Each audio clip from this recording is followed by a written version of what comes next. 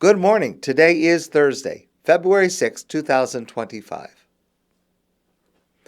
We are learning more horrific details of what hostages in Gaza suffered and are suffering. And we are learning more incredible stories of strength and nobility. And this morning, I'd like to share two of these stories with you.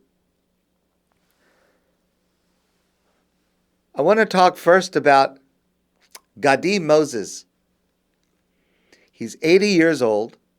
He was held hostage since October 7th, and he was released last week.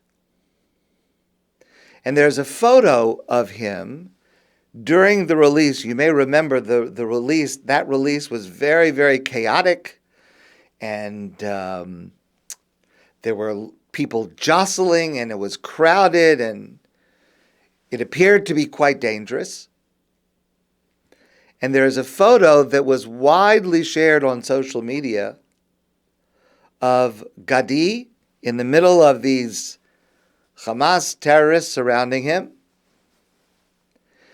And he's walking, let's one step at a time. He's walking, he's upright. And he has what appears to be the faintest smile on his face.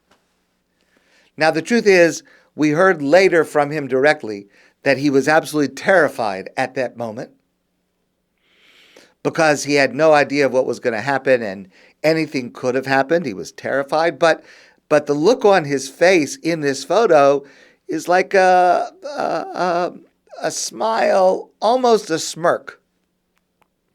And to many Israelis, the photo symbolized not only the resilience of an elderly hostage, 80 years old, after almost 16 months of captivity, and as I will mention in a moment, very, very difficult captivity. But it was also seen as a testament to the particular way of life that Moses embodies. Because a number of people, many people on social media pointed out that Moses is a kibbutznik. Now, I want to explain that term. Yes, a kibbutznik is someone who lives on a kibbutz in Israel. Okay. But and Moses lives in near Oz, this community near Gaza. And Moses is a potato farmer. That's what he does.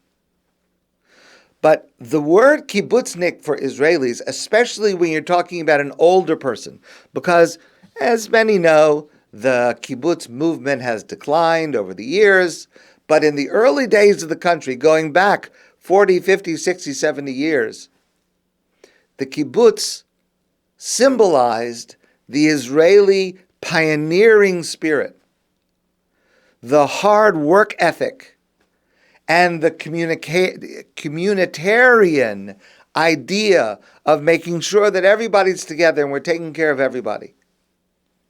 And also, going back decades, kibbutzniks were disproportionately represented in Israel's military and political leadership. And so when people saw Gadi Moses and they referred to him as a kibbutznik, they're referring to him as this person who is the salt of the earth, a classic kibbutznik. One person posted on Facebook above the photo, "Wow, Gadi Moses, 80-year-old kibbutznik, made of humanity's toughest stuff." And this photo, which you may have seen, is the latest instance during these last few weeks of Israelis turning an image of hostages' suffering into a symbol of national pride. And we've spoken about it before. the woman who's missing two fingers and the way she holds her hand, and other examples.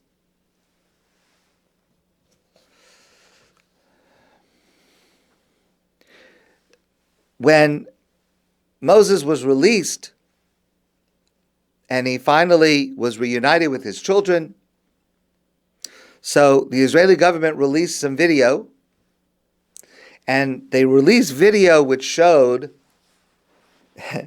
just this kibbutznik outlook on life. Because one of the videos shows him sitting on his couch in his home, moments before seeing his children, being reunited with his children, and he says into the camera, "I will do everything I can to rehabilitate Nir Oz." Wow. A kibbutznik doesn't give up.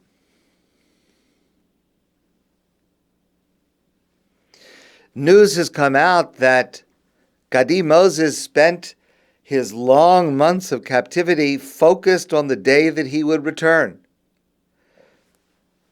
And he told his family, this was reported by the news, he told his family, "I never broke. I never cried. I just waited for the moment I would be free." And it's also been widely reported that to preserve his sanity, Moses developed a very strict survival routine every day. He would take walks, and he was most of the time held in a cell about 2 meters by 2 meters, and he would walk back and forth a distance of 7 kilometers a day. Back and forth, back and forth. He would also, in his mind, solve math puzzles, and he would have imaginary conversations with people that he loved to keep his mind busy and occupied and focused on freedom. And another very, very important aspect has come out. He was quoted as saying, "The few times I was able to see television, you don't know how much it strengthened me to see the rallies on Saturday evenings. You know, every Saturday night there's a rally in Tel Aviv for the hostages, to support the hostages, to release the hostages. It goes on. The few times I was able to see television, you don't know how much it strengthened me to see the rallies on Saturday evening and to understand the nation is fighting for us and our return home." And this is such an important idea, and it's been mentioned by others. Since Gadi was captured, taken captive, his family has been at the forefront of the hostage release advocacy, like many of the families. And listen to what his nephew said. His nephew is named Shai. His nephew said he knew we were fighting for him, that we weren't giving up. It was incredibly uplifting to hear that. We led this fight, Shai is saying, from the families from within Israel at the protests and in other ways. We led this fight with a small hope that he would see us. Keep in mind, of course, the protests want to influence the government, and they would influence Israeli society to get the hostages back. But they also hoped that at some point the hostages would hear or see that no one had forgotten them. And we're all working for their release. We led this fight with a small hope that he would see us. If we managed to give him strength for even one day in that nightmare, then we did our job. And they certainly did. Because he said that he had seen it and he was so strengthened by it. And now that Gadi Moses is free, his family is calling on the Israeli public and us to keep up the pressure for the release of all the hostages. And his nephew Shai emphasized, the hostages see and hear us. The world sees and hears us. The majority of Israelis support a deal, and we must make sure that it is visible and audible. We must fight until the last hostage comes home. Who knows? Maybe somehow a hostage is able to hear what we are saying and to get some kind of strength from it. All of us have to try. Second story for today. This is just astounding. We spoke a couple of times about Agam Berger. She is one of the 5 Israeli chayalot, the female soldiers, that were taken hostage and released last week. So, in many of the Israeli papers, this past Friday, on the front page was a photo of the 5 of them finally reunited and free, celebrating with each other. A beautiful, beautiful photo. But Daniel Gordis has us focus on something much deeper.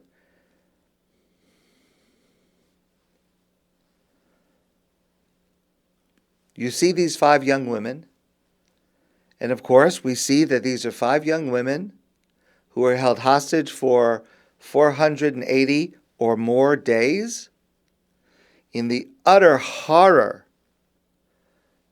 Many of them held in cages, and again, details are coming out about their treatment, and we have to read it. We have to know about it, to know what they went through, the difficult detail, the horrible details, and to know what Hamas is capable of. We have to force ourselves to read these stories. But Daniel Gordis makes a deeper point, because remember, these 5 soldiers were among those who were at the military installation that warned in October 2023 that Hamas was preparing for something big. You remember, they were all female watchers, intelligence operatives. And they were watching what was happening just across the border in Gaza. And they saw preparations for some kind of big operation. And they did it precisely what they were trained to do, to watch carefully. And they saw something amiss, and then they reported it. You remember this. They reported it. And no one paid attention to them. Now, we don't yet know why this happened. There have been suggestions, maybe because they were young, maybe because they were women, maybe something else. But they warned that this was going to happen. And here's the thing, keep this in mind. Had anyone listened to these soldiers carefully, we might not be in this war. Had anyone listened to these 5 women who are now celebrating their freedom, thousands and thousands of people who are dead might still be alive. But there's one more point, and it hurts me to say this. But not only were they ignored, they were essentially sacrificed. Because they warned about the danger, no one listened, and just as awful, and for them much more awful, no one sent anyone to protect them. On October 7th, when they were attacked and they were overrun by terrorists, there was no one else there to protect them. 15 of these brave soldiers were slaughtered on October 7th. these 5 were taken hostage. Now, I want you to keep that in mind. Of everything these women had gone through. And I want you to look at this photo. So this is a photo circulating widely on Israeli social media. It's a photo from a video. This week, Agam Berger, after all that she has been through, just a couple of days after her release, Agam Berger attended the ceremony at the army base where her sister was installed in her new military unit. And in the video, you can hear Agam saying to her sister, "I am so proud of you." Can you imagine? For a woman, a family who has gone through what they have gone through, and to celebrate the next sibling going into the army, and to participate in that celebration.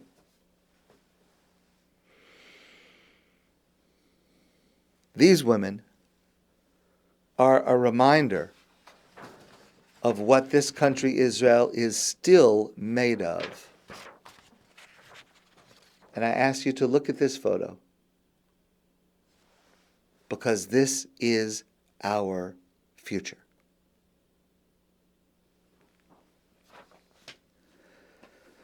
My friends, I wish you a great day, and I look forward to seeing you soon in person.